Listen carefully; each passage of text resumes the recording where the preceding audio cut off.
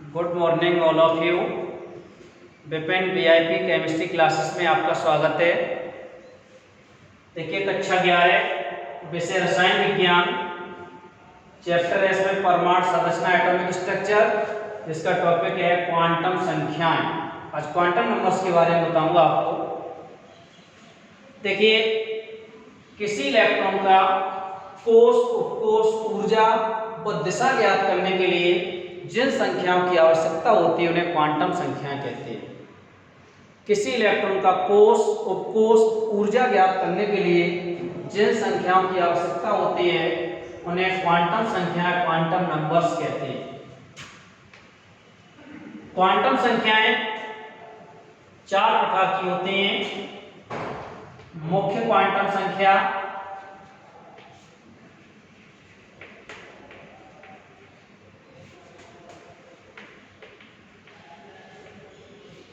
Principal quantum number,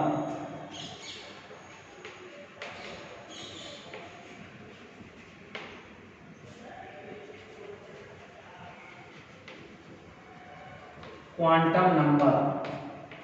देखिए किसी electron का कोष,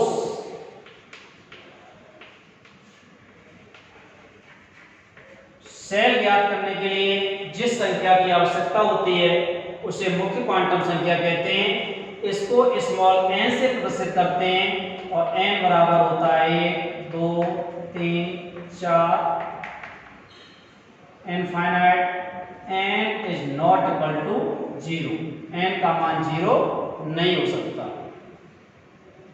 देखिए आप जैसे मान के चलिए सोडियम है, सोडियम तत्व का परमाणु क्रमांक होता है 11। इसका हम क्वांटम नंबर निकालेंगे तो देखिए कोष और उपकोष 1, 2, 3, 4, ये पिछली वीडियो में आपको इलेक्ट्रॉनिक विन्यास सीखने को मिलेगा। तो देखिए S, sp, spd, spdf। यहां से देखिए 2, 2, 4, p में 6, 10 और 1, 11। 2 कर देंगे इसमें 12 हो जाएगा, 11 का करना है हमें। तो यहाँ देखिए अंतिम इलेक्ट्रॉन जा रहा है ये 3s1 में। कहाँ गया? 3s1। अब इसमें पूछा जाएगा मुख्य क्वांटम संख्या n क्या होगी, तो n देखिए हमेशा हम निकालते हैं किसके लिए? कोष के लिए। अब इसमें कोष कौन सा है? ये वाला कोष है, तीसरा। इसको हम n कहते हैं। तो यहाँ n बराबर आ गया 3। परिभाषा थी किसी इलेक्ट्रॉन का कोष ज्ञात करने के लिए जिस संख्या की आवश्यकता होती है मुख्य क्वांटम संख्या कहलाती है। इसको स्मॉल n से प्रदर्शित करते हैं। यही मान के चलिए आ जाता है।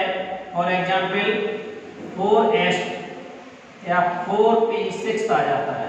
तो n का मान क्या होगा? तो देखिए यहाँ n बराबर हो जाएगा 4। समझ में आ गया होगा मुख्य क्वांटम नंबर्स। इससे निकालते हैं मुख्य क्वांटम संख्या, ये कोष से ज्ञात करते हैं। अगली देखो द्विवंशी क्वांटम संख्या।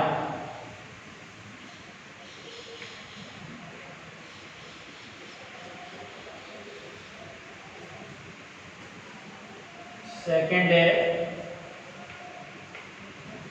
द्विवंशी क्वांटम संख्या। इसको इंग्लिश में कहेंगे एजीम्यूथल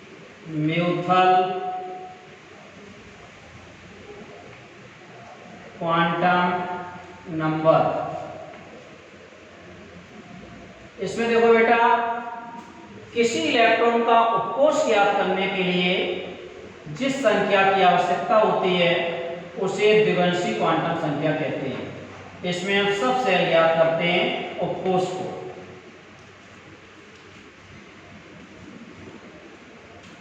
देखिए जैसे मान लो क्लोरीन है, ये समझ लीजिए, यहाँ ये ध्यान रखना S उपकोष के लिए, और इसको हम स्मॉल l से प्रदर्शित करते हैं। S के लिए l का मान होता है 0 और P उपकोष के लिए l का मान होता है 1 और D उपकोष के लिए l का मान होता है 2 और F उपकोष के लिए l का मान होता है 3। ये वाले मान आप याद कर लेंगे द्विवंशी क्वांटम नंबर्स के लिए। इसको किससे प्रदर्शित करते हैं? स्मॉल एल से प्रदर्शित करते हैं, एल। किसी इलेक्ट्रॉन का उपकोष ज्ञात करने के लिए जिस संख्या की आवश्यकता होती है, द्विवंशी क्वांटम संख्या एजीम्यूथल क्वांटम नंबर कहलाती है। जैसे मान के चलिए Cl है या Mn ले लिया, मैग्नीज का परमाणु क्रमांक होता है 25 और इसमें अंतिम इलेक्ट्रॉन के लिए द्विवंशी क्वांटम संख्या का मान होगा, देखिए यहाँ इलेक्ट्रॉनिक विन्यास कर दो इसका कोष और यहाँ उपकोष, देखो 1 2 3 4 S sp sp d sp d f। Electronic विन्यास करेंगे 2 2 4 6 10 2 12 p में 6 18 2 20 20 और 5 25। अब 25 में इलेक्ट्रॉन किस में गया? डी में गया। कौन सी डी में गया? 3d5 fifth. अब यहाँ उपकोष इसमें हो गया डी। किसी इलेक्ट्रॉन का उपकोष ज्ञात करने के लिए जिस संख्या की आवश्यकता होती है द्विवंशी क्वांटम संख्या कहलाती है। तो यहाँ स्मॉल एल बराबर हो जाएगा 2। यहाँ देखिए एस के लिए एल का मान 0, पी के लिए 1, डी के लिए 2। इसमें पूछा जाता है 3s1 एल बराबर क्या होगा? 0। 4p6 एल बराबर क्या होगा? इसमें पी के लिए एल का मान होता है 1। अगला देखिए, नेक्स्ट है आपकी थर्ड, चुंबकीय क्वांटम संख्या।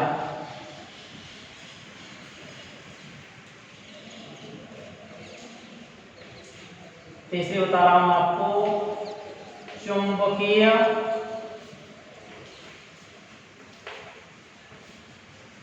क्वांटम संख्या, इंग्लिश में कहेंगे इसको मैग्नेटिक क्वांटम नंबर। इसमें किसी इलेक्ट्रॉन का उपकोष ऊर्जा प्लस ऊर्जा ज्ञात करने के लिए जिस संख्या की आवश्यकता होती है चुंबकीय क्वांटम संख्या कहलाती है। इसको स्मॉल m से प्रदर्शित करते हैं। m के मान होते हैं -l से +l तक शून्य सहित, 0 भी लेंगे इसमें, शून्य सहित। यार s में देखिए अधिकतम इलेक्ट्रॉन होते हैं 2 और 2 इलेक्ट्रॉन आते हैं एक कक्षक में, 0 एक इलेक्ट्रॉन ऊपर बढ़ दिया दूसरा नीचे। ये वाला 0 जो होगा वो किसका मान होगा? m का मान होगा। ऐसे p में अधिकतम इलेक्ट्रॉन होते हैं 6, तो 6 के लिए हम कक्षक कितने बनाएंगे? 3 कक्षक बनाएंगे। जब एक कक्षक में 2 इलेक्ट्रॉन आते हैं, 3 कितने में, वो 6 कितने में आएंगे? 3 में। -l से +1, शून्य से 0 बीच में ले लिया, यहाँ -1 और यहाँ +1। तो देखिए 1 2 3 4 5 और 6। इसी तरह डी में अधिकतम इलेक्ट्रॉन होते हैं 10 और 10 कितने में आते हैं? 5 में।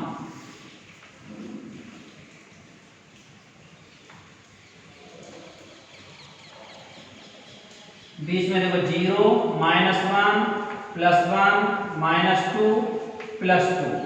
एक इलेक्ट्रॉन ये हुंड के नियम के अनुसार समान ऊर्जा कक्षकों में पहले एक एक इलेक्ट्रॉन बनते हैं, फिर क्यूब बनता है, पेयर बाद में बनेगा। यहाँ से देखो 2 3 4 और ये 5। अब पेयर बनाएंगे यहाँ से 6 7 8 9 और 10। ऐसे F में लेंगे, F में 14 इलेक्ट्रॉन होते हैं, 14 के लिए कक्षक कितने बनते हैं? 7 बनेंगे।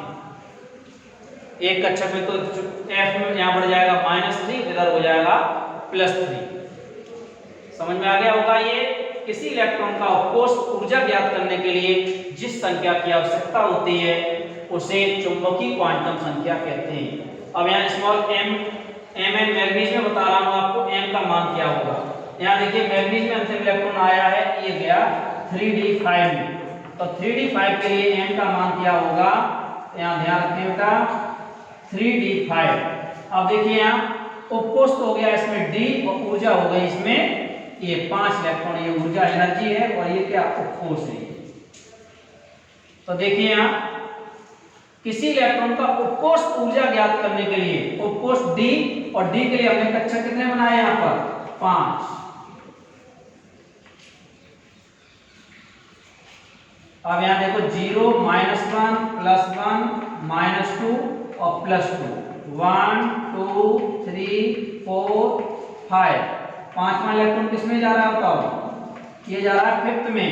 तो पांचवें इलेक्ट्रॉन के लिए यहाँ m का मान होगा चुंबकीय क्वांटम संख्या का, वो होगा +2। लास्ट देखो बता रहा हूं, चक्रण क्वांटम संख्या चौथी है। चक्रण क्वांटम संख्या, इसको कहते हैं इसमें स्पिन क्वांटम नंबर। चक्रण क्वांटम संख्या में किसी इलेक्ट्रॉन की दिशा ज्ञात करने के लिए जिस संख्या की आवश्यकता होती है चक्रण क्वांटम संख्या कहलाती है। इसको स्मॉल s से प्रदर्शित करते हैं। ध्यान रखें बेटा, इसमें दिशा ज्ञात करते हैं, डायरेक्शन, मतलब इलेक्ट्रॉन किस दिशा में जा रहा है, कौन सा डायरेक्शन शो कर रहा है। इसमें इलेक्ट्रॉन स्पिन करते हैं क्लॉकवाइज एंटी क्लॉकवाइज। तो यहाँ देखिए इसको स्मॉल s से प्रदर्शित करते हैं। s का मान होता है ±½ यदि इलेक्ट्रॉन ऊपर की दिशा शो कर रहा है तो s का मान होगा +½ और इलेक्ट्रॉन नीचे की दिशा शो कर रहा है तो s का मान होगा -½ पूछा जाता है कि 3D फाइल में चक्रण क्वांटम संख्या का मान क्या होगा। इसके लिए s पूछा जाए तो हम देखिए बेटा s बराबर निकालेंगे यहाँ पर, तो s का मान आ जाएगा, पांचवा इलेक्ट्रॉन किधर जा रहा है, ऊपर की दिशा शो कर रहा है, तो s का मान हो जाएगा +½ ये हमने इसके लिए बताया चक्रण क्वांटम संख्या के लिए। इधर 3s1 में देखिए पहला इलेक्ट्रॉन ऊपर की दिशा शो करेगा, इसमें भी हो जाएगा, s का मान हो जाएगा +½ 3d6 छठवां इलेक्ट्रॉन p में नीचे की तरफ जाएगा, p में, तो ये हो जाएगा s का मान -½ फिर देखो एक बार मैं बता रहा हूं, यहाँ क्लियर हो गया होगा आपको। मुख्य क्वांटम संख्या में किसी इलेक्ट्रॉन का कोष ज्ञात करने के लिए संख्या की आवश्यकता होती है, मुख्य क्वांटम संख्या कहलाती है। इसको स्मॉल n से प्रदर्शित करते हैं। n के मान 1 2 3 4 5, n is not equal to 0, क्योंकि n का मान 0 नहीं हो सकता। ये देखिए कोषों की संख्या 1 2 3 4 5 6 7 8 टू संख्या में। द्विगंशी क्वांटम संख्या किसी इलेक्ट्रॉन का उपकोष ज्ञात करने के लिए जिस संख्या की आवश्यकता होती है द्विगंशी क्वांटम संख्या कहलाती है। इसको स्मॉल l से प्रदर्शित करते हैं। यदि इलेक्ट्रॉन s उपकोष में जा रहा है तो l का मान 0, p में जा रहा है तो l का मान 1, d में जा रहा है 2, f में जा रहा है तो 3। चुंबकीय क्वांटम संख्या किसी इलेक्ट्रॉन का उपकोष ऊर्जा ज्ञात करने के लिए, उपकोष देखिए sp_df में ऊर्जा ये एनर्जी है 5 इलेक्ट्रॉन, तो उपकोष को ऊर्जा ज्ञात करने के लिए जिस संख्या की आवश्यकता होती है चुंबकीय क्वांटम संख्या कहते हैं। इसको स्मॉल m से प्रदर्शित करते हैं। m के मान -l से +l तक होते हैं, 0 से। चक्रण क्वांटम संख्या किसी इलेक्ट्रॉन की दिशा डायरेक्शन ज्ञात करने के लिए जिस संख्या की आवश्यकता होती है चक्रण क्वांटम संख्या कहलाती है। इनको स्मॉल s से प्रदर्शित करते हैं। इलेक्ट्रॉन ऊपर की दिशा शो कर रहा है तो s का मान +½ और नीचे की दिशा शो कर रहा है तो s का मान -½ देखिए यहाँ फॉर एग्जांपल ले रहा हूं, ये आप लोग स्क्रीनशॉट ले लिया करें। यदि आप नोट साथ साथ नहीं कर पाते हैं उसको बाद में नोट कर सकते हैं स्क्रीनशॉट लेकर के। देखिए फॉर एग्जांपल मैं ले रहा हूं यहाँ पर, जैसे Mn ले लिया या Fe ले लिया आयरन, परमाणु क्रमांक इसका होता है 26। तो देखिए इसमें अंतिम इलेक्ट्रॉन के लिए चारों क्वांटम संख्या क्या होंगी, कोष और यहाँ देखिए उपकोष 1 2 3 4 s sp spd spdf। तो यहाँ देखिए 2 2 4 6 10 2 12 और 6 18 2 20 20 और 6 26। अब 26वां इलेक्ट्रॉन यहाँ देखिए 3d6। इसके लिए चारों क्वांटम संख्याओं के मान क्या होंगे, n l m और s। n का मान तो हो गया, देखिए कोष ज्ञात करते हैं, कोष इसमें हो गया 3, तो n का मान हो गया 3। l का मान अंतिम इलेक्ट्रॉन देखिए d में जा रहा है 26वां इलेक्ट्रॉन, तो d के लिए l का मान होता है 2, तो l बराबर हो गया 2। m m का मान इसमें उपकोष ऊर्जा ज्ञात करते हैं। d में चाहे 1 इलेक्ट्रॉन हो चाहे 10 इलेक्ट्रॉन हो, कक्षक आपको d के लिए कितने बनाने हैं? 5 ही बनाने हैं। बीच में 0 -1 +1 -2 +2। यहां से देखिए 1 2 3 4 5, 1 2 3 4 5 और छठवां इलेक्ट्रॉन ये आ गया देखिए 6। अब छठवां इलेक्ट्रॉन 6 इलेक्ट्रॉन है, इसमें छठवां कहां जा रहा है? -2 में, तो m का मान हो गया -2। s बराबर देखिए निकालेंगे, छठवां इलेक्ट्रॉन किधर की दिशा शो कर रहा है? नीचे की ओर, तो s का मान हो गया यहाँ -12। ये चारों क्वांटम संख्याओं के मान निकाला। कुछ मान देखिए इस तरह से पूछे जाते हैं।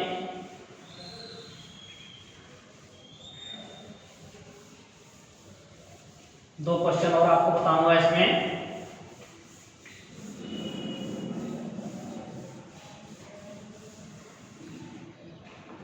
जैसे क्वेश्चन आ जाता है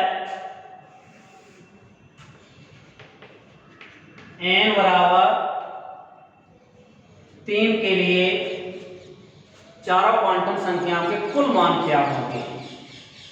n बराबर 3 के लिए पूछ रहा है चारों क्वांटम संख्याओं के मान क्या होंगे, तो n बराबर तो 3 दे ही रहा है और चारों क्वांटम संख्याओं के मान पूछ रहा है।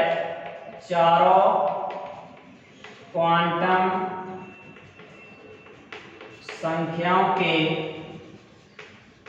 कुल मान पूछे क्या होंगे।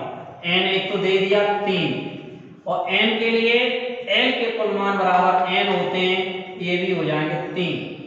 m के लिए फॉर्मूला होता है n²। अब n 3 दे रहा है तो 3 का वर्ग कर दो, यहाँ आ जाएंगे 9। और s के लिए होता है फॉर्मूला 2n², तो बराबर 2 और इंटू n की जगह हो गया 3, तो ये हो जाएगा 2 × 9 बराबर 18। कुल मानों की संख्या हम इस फॉर्मूले से ज्ञात करते हैं। n के लिए l के कुल मान बराबर n, जो n के मान है भाई l के होंगे। m के लिए होता है n², 9 आ गए, और s के लिए होता है 2n², तो ये आ गए 18। एक क्वेश्चन देखो बेटा इस तरह से पूछा जाता है। नेक्स्ट एग्जांपल है ये, द्विगंशी क्वांटम संख्या स्मॉल l बराबर 2 के लिए m के कुल मान क्या होंगे? तो इसके लिए फॉर्मूला एक तो ये होता है m बराबर -l से +l तक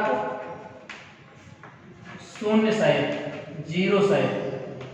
तो देखिए यहाँ 2 दे रहा है, बराबर हो गया -2 -1 0 +1 +2। तो टोटल मान आ गए 2 और 1 3, 2 1 2 3 4 5। टोटल मान गिनने हैं यहाँ, कुल मानों की संख्या आ गई 5। और एक फॉर्मूला इसका होता है, याद करके लिख लेंगे यहाँ, m बराबर होता है 2l + 1। तो देखिए 2 × l का मान कितना दिया है? 2 दिया है, तो 2l + 1, 2 दूनी 4 और 1 5। इससे भी हम निकाल सकते हैं। द्विगंशी क्वांटम संख्या l बराबर 2 के लिए चुंबकीय क्वांटम संख्या स्मॉल m के कुल कितने मान होंगे? कुल मान होंगे 5। ऐसे ही आ जाता है नेक्स्ट क्वेश्चन, स्मॉल l बराबर यहाँ मान लो 3 आ जाता है। f के लिए 3 आता है, वैसे s के लिए l का मान 0, p के लिए 1, d के लिए 2, f के लिए 3 होता है, पीछे लिखा था हमने अभी। तो यहाँ m के मान पूछे चुंबकीय के क्या होंगे, तो m बराबर कर दो डायरेक्ट 2l + 1, तो 2 और l की जगह इंटू 3 + 1, तो ये मान हो गए 7। ये हमने आपको क्वांटम नंबर्स बताए, इनको अच्छे से तैयार कर लेंगे। और विपिन वीआईपी केमिस्ट्री क्लासेस से चैनल को आप सब्सक्राइब करके बेल आइकन को दबाएंगे, लाइक का बटन दबाएंगे, और उसके बाद ये नई नई वीडियो आपको मिलती रहेंगी। अच्छे से देखते रहिएगा। Thank you very much.